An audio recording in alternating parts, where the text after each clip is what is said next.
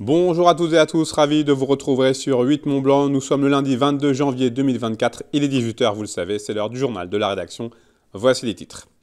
Nous irons à Thiers pour démarrer cette édition. Le groupe Savoie, spécialisé dans la mécatronique, continue sa mue et sa diversification. Après les masques FFP2 pendant la période Covid, place désormais aux batteries recyclables et aux véhicules électriques Made in Haute-Savoie. Et puis un sujet qui intéressera sûrement nos nombreux téléspectateurs gourmets, la pâtisserie Why Nuts, située à Régnier-Hézerie, propose des gourmandises entièrement conçues à base d'ingrédients d'origine végétale, un concept assumé et original. Je vous lisais donc en titre, le groupe Savoie, spécialisé dans la mécatronique, avait innové en plein cœur de la crise Covid en fabriquant des masques FFP2. 4 ans plus tard, l'entreprise haut-savoyarde continue sa mutation. D'ici à quelques semaines, un nouveau site industriel fabriquera des batteries recyclables et réparables ainsi que des véhicules électriques. Reportage. Bienvenue à la Battery Factory du groupe Savoie à Thiers. Dans quelques semaines, cette usine de 3500 m² fonctionnera à plein régime et elle sera consacrée à l'écomobilité. D'ici, sortiront des batteries recyclables, réparables et démontables, mais également des véhicules électriques. Après les masques FFP2 au plus fort de la crise Covid, le groupe spécialisé dans l'ingénierie et la mécatronique continue sa mutation. Une diversification rendue possible grâce à France 2030, un appel à projet gouvernemental pour les véhicules de demain et leurs composants. On doit passer une nouvelle étape. Alors il y a forcément la diversification des activités historiques et puis il y a aussi un deuxième pilier qui est de prendre en main son destin, de développer des produits finis, de les designer et de les vendre au gros public. Et ça fait partie aussi des missions des industriels. France 2030, c'était une chance de pouvoir intensifier le développement, d'aller beaucoup plus vite et d'offrir l'opportunité au groupe de relocaliser la production de batteries en France. Et sans France 2030, on sera allé forcément plus lentement et avec une ambition réduite. Donc France 2030, ça permet de décupler les efforts. Ce sont donc près de 10 000 véhicules par an qui sortiront de ces ateliers. Le projet, mis en place par le groupe Savoie, s'inscrit sur 5 ans et prévoit la création d'environ 200 nouveaux emplois sur le bassin. Et ce vendredi, Bruno Bonnel, le secrétaire général pour l'investissement, chargé du plan France 2030, est venu sur place pour tester les futurs produits fabriqués ici en Haute-Savoie, dont la fameuse bagnole de la marque naissante Kilo. On est à l'aube de nouvelles industries. Après avoir connu la révolution industrielle, on va rentrer dans la robolution industrielle, c'est-à-dire avec du numérique, avec de l'IA, avec de l'allègement, avec une réflexion finalement sur comment les gens vont consommer demain. La réponse aux défis que nous avons aujourd'hui, le défi climatique, le défi démographique, va être de trouver des nouveaux produits et des nouveaux usages. Et j'aime bien d'ailleurs la signature du moins c'est mieux, parce qu'on dit souvent oui, il faut aller vers une décroissance pour essayer de finalement réduire nos ambitions. Là au contraire, on ne parle pas de décroissance, on dit on allège, on réfléchit mieux, on trouve des nouvelles solutions et on a une parfaite illustration ici chez Savoie. La Battery Factory était à l'origine une usine de décolletage. Le groupe Savoie l'a racheté en 2021 et a depuis investi au total 20 millions d'euros pour ce nouveau site industriel, dont 3 millions d'euros de subventions provenant de France 2030. Et comme chaque lundi, on ouvre à présent une page consacrée au sport. On le sait, la participation à l'Ultra Trail du Mont Blanc est devenue un sujet clivant. En effet, après la divulgation d'un mail exclusivement destiné à une partie de l'élite du trail mondial, la discipline est en émoi. Dans ce message, les deux signataires, Zach Miller et Kilian Jornet, appellent à privilégier des courses différentes, ce qui n'est pas passé inaperçu et qui crée une certaine polémique. Miller et Jornet, deux participants récents à l'UTMB, et je rappelle que Kilian Jornet a remporté l'épreuve à 4 reprises, lancent un appel à la réflexion, regrettant un mauvais traitement des gens et une volonté d'écraser tous ceux qui se mettent en travers de leur chemin. Cette démarche a été rendue publique par le coach britannique Martin Cox. Contactée par nos soins, la direction de l'UTMB nous a fait parvenir une réaction écrite dans laquelle elle déclare, je cite, qu'elle aurait apprécié une conversation directe avec Zach Miller et Kilian Jornet avant de découvrir cet email en même temps que tout le monde. La direction assure également qu'elle a contacté les deux athlètes afin de comprendre leur position et de clarifier tout malentendu. Fin de citation. L'heure est donc à l'apaisement, vous le voyez, mais l'histoire est sans doute loin d'être terminée. On passe au ski alpin et comment ne pas revenir sur le triomphe de Cyprien Sarrazin. Le skieur haut alpin est définitivement entré dans l'histoire ce samedi en remportant une deuxième descente de suite à Kitzbühel après sa victoire de vendredi. Il devient seulement le 8e skieur à gagner cette descente mythique de la Streif 2 fois la même année. Nos confrères de FFS TV ont pu l'interviewer après la course. On écoute donc un Cyprien Sarrazin radieux.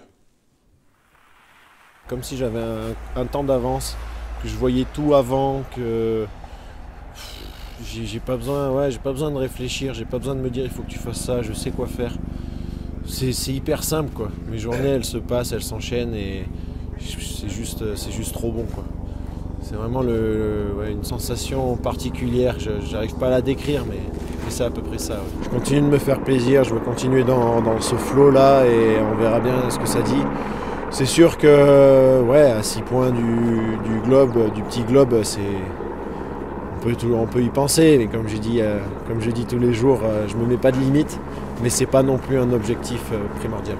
C'est la confiance, c'est le travail que j'ai fait jusqu'à présent, voilà, toutes mes années en géante, ou la technique que j'ai mise en place, et l'amour de la vitesse aussi, voilà, j'accepte la vitesse, et ça c'est quelque chose que même nous on a du mal à le percevoir. Il y a des jours et des moments où on est en confiance et ça accélère, et d'autres moments on skie pareil mais on va moins vite, on ne sait pas vraiment pourquoi, et là en ce moment j'ai ce petit truc sous les pieds. Cyprien Sarrazin qui pourra tenter de s'imposer sur une autre piste mythique dans une quinzaine de jours. La Verte des Ouches a reçu le feu vert de la Fédération internationale de ski lors du snow control effectué ce dimanche. Le Candar aura donc bien lieu du 2 au 4 février prochain, avec au programme 3 courses, une descente le vendredi, une autre le samedi et enfin le traditionnel slalom le dimanche. Direction Régnier-Ezéry pour terminer ce journal pour un reportage tout en gourmandise. Depuis quelques mois, une pâtisserie d'un genre nouveau a ouvert ses portes. Là-bas, la fabrication des mets se veut respectueuse des animaux. Toutes les préparations sucrées sont véganes, donc à base d'ingrédients d'origine végétale. Chloé Lemer s'est rendue sur place pour découvrir ce concept peu répandu dans le coin. On regarde. Tartelettes, mini-cake, brownies ou encore biscuits au chocolat. Dans cette pâtisserie-biscuiterie artisanale implantée à Régnier-Ezéry, Noémie Loureiro-Zeller s'attelle tous les jours à la confection de petites gourmandises. Ici, la particularité de ces produits, c'est leur composition.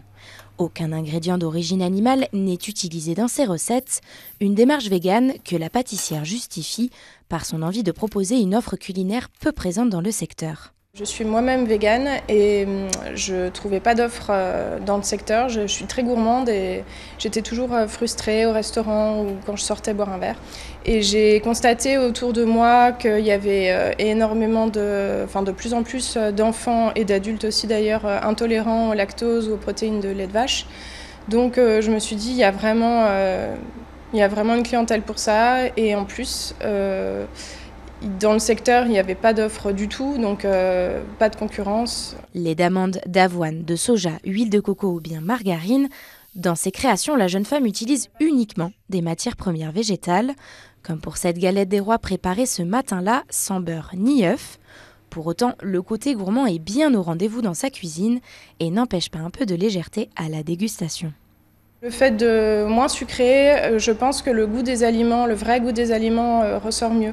On sent vraiment l'amande de la pâte ou de la crème d'amande, on sent vraiment les noix, on sent vraiment le citron, surtout que je suis assez généreuse avec ces ingrédients-là. Je mets vraiment du zeste de citron, du jus de citron pressé moi-même. Je caramélise au sirop d'érable, je mets des éclats d'amande et je pense que... c'est ce qu'on m'a rapporté aussi, c'est que les gens sont contents de retrouver les vrais goûts des aliments et pas juste le goût du sucre. Parmi ses clients, ce sont plutôt les curieux qui passent le pas de la porte. Mais Noémie peut compter sur ses habitués, comme Manon, venue chercher ce jour-là sa pâtisserie favorite. Je ne peux pas résister à la tarte au citron. Elle n'est pas trop sucrée, je sais que c'est des citrons pressés, donc c'est pas des préparations toutes faites. Il y a un peu de zeste, il y a une pâte aux amandes, c'est croquant, c'est gourmand. Vraiment, c'est mon péché mignon. C'est un peu même ma Madeleine de Proust, ça me rappelle des souvenirs d'enfance de quand ma grand-mère faisait la tarte au citron. Pourtant, elle mettait beaucoup de beurre, beaucoup d'œufs, etc. Et en fait, sans, ça marche très très bien aussi. En plus des produits proposés à la vente, les clients peuvent aussi directement déguster les gourmandises sucrées dans l'espace salon de thé. D'ici quelques mois, l'objectif de Noémie sera aussi de varier ses créations en proposant une partie salée. Des gourmandises à consommer presque sans modération. C'est la fin de cette édition. Merci à vous pour votre fidélité à l'information sur 8 Mont Blanc. Merci à toute l'équipe très précieuse pour son aide. Vous avez désormais rendez-vous avec la traditionnelle et attendue météo présentée par Thierry Paulme. Passez une très belle soirée. On se retrouve mardi à partir de 18 h pour un nouveau journal sur 8 Mont Blanc.